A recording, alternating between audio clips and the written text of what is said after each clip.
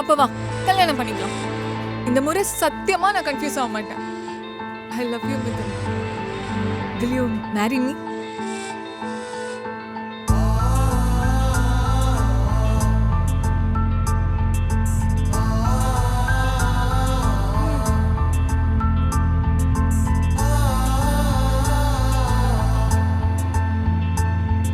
நீ மிதுன்ல பேசலாம், நான் பேசலாம்.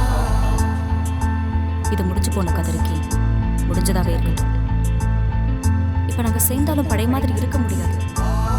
அவனாலும் சரி